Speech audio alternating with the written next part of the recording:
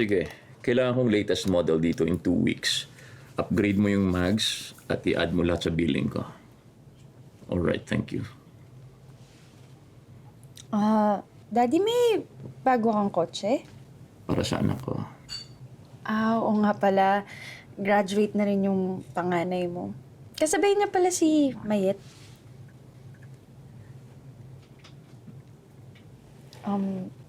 Actually, Daddy, papaalam ko sana yun. Baka, pwede ako umuwi sa amin. Kahit mga 3 days lang. Para lang sa graduation ni Mayet. Please, Daddy.